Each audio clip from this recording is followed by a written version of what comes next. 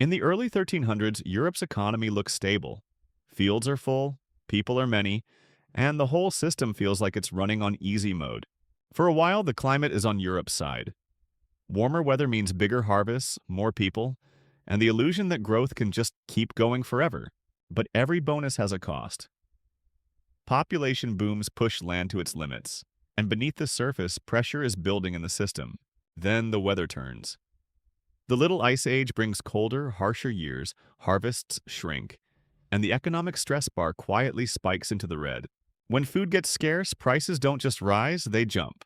Bread, the simplest thing on the table, suddenly becomes a luxury for the poor. The whole system starts to overheat.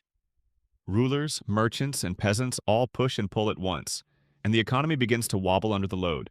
Meanwhile, far away, nature quietly prepares the real boss fight, a tiny bacterium hiding in animal reservoirs, waiting to hitch a ride into the human world. Somewhere out there, the pathogen mutates into a far more lethal form. Nobody in Europe sees it, but the code of the next disaster is already written. Trade routes don't just move silk and spices, they move information, people, and now a new invisible passenger that's about to rewrite the map. Armies that once looked unstoppable suddenly melt away, not on the battlefield, but in their own camps. Plague kills soldiers faster than any enemy can. Whole regions begin to fail in silence. Fields are abandoned, workshops go dark, and distant economies collapse before news can fully travel. The pathogen finally rides in on ships and caravans, docking in European ports like a corrupted update installing itself into the system. In 1347-1348, the new enemy fully enters Europe. People don't yet understand what it is, but they can see the death rate go off the charts. Ports and trade hubs turn into red zones overnight. To stop the plague, cities try to wall themselves off, but shutting trade also strangles the economy. As death spreads, fear goes viral as well. People panic, flee cities, join processions, or turn to wild rituals, hoping anything might reset the nightmare. When fear becomes unbearable, societies start looking for someone to blame. Minorities, outsiders, and the visibly sick become convenient targets. For a lot of people, this feels like the end of the world.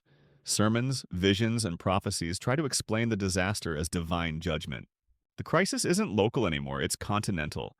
From villages to royal courts, everyone is living inside the same shrinking, sick economic map. In many regions, around half the population disappears in just a few years. It's not just a health disaster, it's a full-on economic reset. Cities stop buzzing and start echoing. Streets empty out, shops close, and once dense urban life falls eerily close to zero. In the countryside, huge chunks of farmland are simply left unused. There aren't enough hands to work the soil, even if the land itself is still there. When workers become scarce, their bargaining power explodes. Wages jump, and for the first time in a long time, ordinary people can say no. The old feudal system was built on the idea that peasants had no real choice.